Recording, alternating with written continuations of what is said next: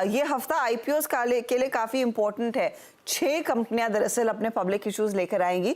उसमें से एक है प्लैटिनम इंडस्ट्रीज, जिसका आईपीओ कल खुलने वाला है, यानी कि 27 तारीख को। कंपनी पीवीसी स्टेबलाइजर्स बनाती है, सीपीवीसी एडिटिव्स लुब्रिकेंट्स बनाती है। प्राइस बैंड 162 से 171 रुपए प्रति शेयर है। इशू साइज जो है वो करीब करीब 235 करोड़ का है। और डिटेल समझते हैं, हमारे साथ कंपनी के चेयरमैन और मैनेजिंग डायरेक्टर कृष्ण दुष्यंत राणा है। कृष्ण, स्वागत है आपका and congratulations on the IPO. PVC additives, ये प्राइमरीली पीवीसी पाइप्स के बिजनेस से जुड़ा हुआ है, लेकिन समझाएंगे प्रोडक्ट क्या है? श्योर, शुक्रिया Harshada ji for making me come here on this platform. PVC industry it's a very huge, बहुत बड़ी इंडस्ट्री है PVC। एंड PVC एप्लीकेशंस जो है, PVC पॉलीमर ये यूज़ होता है PVC पाइप बनाने के लिए, केबल वायर्स, प्रोफाइल। सो PVC से रिलेटेड एनी एप्लीकेशन है वो उसमें यूज़ होता है। वी एज अ कंपनी हम एक स्पेशलिटी केमिकल इंडस्ट्री में है। एंड PVC एडिटिव जो हम बनाते हैं वो PVC इंडस्ट्री के लिए बहुत ही इम्पोर्टेंट केमिकल रॉ मटेरियल है। ओके, नाउ PVC करता क्या है, PVC एडिटिव करता क्या है? सो बेसिकली PVC पॉलीमर जो है इट स्टार्ट्स डिग्रेडिंग, मतलब इसका डिग्रेडेशन होता है 60 डिग्री टेम्परेचर पे। एंड ये 60 डिग्री टेम्परेचर पे डिग्रेड नहीं होने के लिए और 200 डिग्रीज तक सस्टेन होने के लिए ये PVC एडिटिव यूज होता है। सो हम कंसिडर करते हैं कि हमारा जो एडिटिव है it is a heart of the PVC industry. Okay, right. So it gives stability to the PVC pipe manufacturers, cable wires, profile manufacturers. So and it is a very important and important ingredient into the manufacturing process. तो it's basically the core raw material जो भी company PVC pipe या cable बनाती है वो इस्तेमाल करेगी। Yes, so we call it as a heart of this PVC industry. Okay. तो ये बताइए यहाँ पर फिर किस तरह की ग्रोथ है, क्योंकि मैं एक रिपोर्ट पढ़ रही थी कि 2030 तक the PVC pipe industry, and I'm only limiting it to pipe, cables is another gambit altogether, is likely to reach nearly $87.2 billion, and this is the Indian market. Yes. तो फिर इस एडिटिव का market कितना बढ़ता हुआ दिखाई देगा? How big a component will it be? So PVC industry is growing.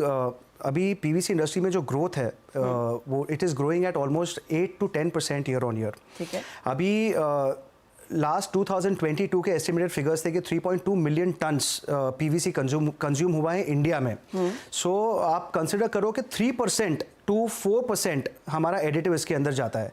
So may be we can say 100 to 150,000 tons, little bit more than $500 million is the market in the country. ठीक है। So that is why it's called a niche market. So ये हम $500 million को cater करेंगे। As far as the speciality is concerned is we are making PVC additives which are lead free, more sustainable for the industry. Harshada ji, 100 साल से India में एक conventional method से PVC process हो रहा था using a lead based technology. So ये lead based chemicals जो है वो एक्सटेंसिवली अवेलेबल थे इन the country. What we did is we shifted the transition, we shifted the entire industry, and we are in fact rather helping the entire industry shift to more sustainable products, और ये lead free category में role play कर रहा है। So 2018 में government का regulation आया था that India has to ban the usage of lead in the manufacturing of PVC pipes. Now PVC pipes in the country is consisting, like अभी polymer का consumption 3.2 million tons था, 75% of the polymer PVC is consumed in the pipe sector. जी हाँ। और ये 75% का growth हो रहा है ऑलमोस्ट 8 to 10% CAGR से। So when we consider that if the industry is moving forward, we are also moving forward, and हम ये 75% को कन्वर्ट कर रहे हैं from lead, which is a toxic raw chemical, to lead free. So here the transition is very fast. The technology that we are giving is extremely important. इसको break करने के लिए chemistry बहुत important है. So we are a heavily researched R&D company. Okay. तो ये जो आप इशू लेकर आ रहे हैं, you are raising nearly 235 crores. Primary focus क्या है? क्या आप अपनी कैपेसिटी को बढ़ाना चाहते हैं, कुछ लोगों को एग्जिट दे रहे हैं, क्या है? और is it primarily a fresh issue? So it's a complete primary race and we are ये हम जितने भी पैसे रेस कर रहे हैं ये हमारे इंडिया के प्लांट के एक्सपेंशन में यूज होंगे and we are adding up to the capacities because जो इंडिया का ट्रांजिशन हो रहा है from lead to lead free, we are adding the capacities for the customers in India and we are investing the money in Egypt. So we are starting a new plant in Egypt for manufacturing these additives. Okay. तो इस समय आप India में जो capacity मेरे ख्याल में पालघर में आपकी एक यूनिट है, Correct. उसकी मौजूदा कैपेसिटी कितनी है, कितनी बढ़ जाएगी इस इशू के बाद? So 35,000 tons is the current capacity of the plant and this will increase to almost 95,000 to 100,000 tons per annum. By the end of this? By the end of 2000, this year maybe we'll start the commercial production of the new plant by 2025 January. ठीक है, okay. और ये Egypt की capacity कितनी रहेगी? So Egypt will be around 30,000 tons per annum. और Egypt ही क्यों?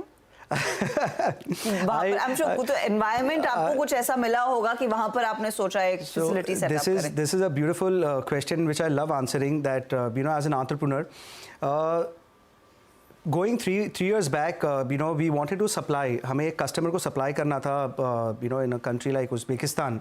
So 3 साल पहले जब हम कस्टमर के साथ डील कर रहे थे तो वहाँ पे हमें पता चला कि एक 20 feet container was costing around $6,500.